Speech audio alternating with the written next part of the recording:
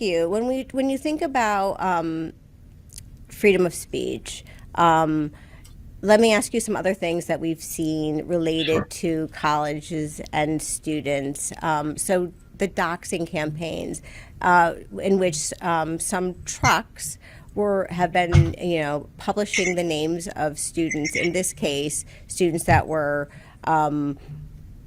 pro-Palestine or pro the Palestinian territories or anti-Israel, either way, taking students' names and putting them on trucks and then driving them around. So are those instances of doxing? Do you think is that freedom of speech protected or is it not, in your opinion?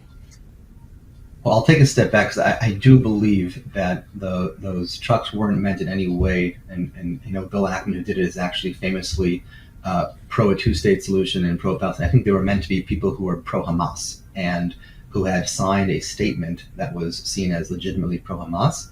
And I think I'll break it down to a couple of things. Number one, in general, I do think it is good for people to be held accountable for their public statements. Doxing usually is the spread of, I believe, there are a number of different doxing laws, many of which I do believe are unconstitutional restrictions, but doxing is disclosing sort of private information that you obtained in unlawful means. But if you sign a public statement, I think you have to be able to be held accountable for signing that statement. And again, I believe in that particular case, any student who wanted to say that they didn't sign it or wanted to retract it was immediately taken off. So I think that's an important consideration generally. So from a legal perspective, I don't think there's anything wrong with it. Question of policy, again, I think that it's accountability is what we're lacking in a lot of these situations.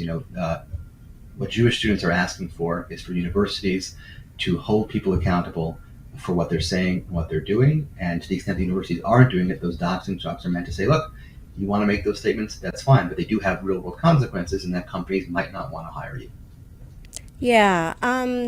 So let me ask you, do you think that you mentioned in these cases and also just in your conversations with students, that they are asking their universities to make sure they're keeping people accountable, keeping that college community accountable for the things that they're saying and doing.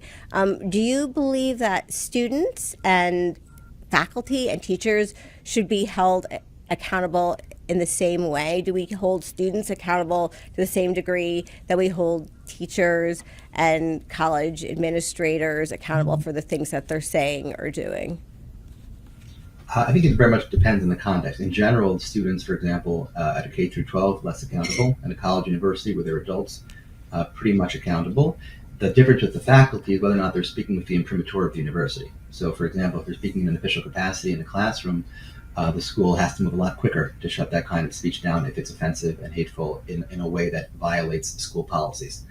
Whereas students, again, with reasonable time, place, and manner restrictions, can say all kinds of incredibly hateful things, and the university can't stop it. Now, I do believe that they could and should use their own speech, right? Counter speech is an incredibly effective way of doing this to shut it down, but it's different, for example, if it occurs in a classroom. With the imprimatur of the university, the school has a much more affirmative obligation to step in and to actually regulate that speech.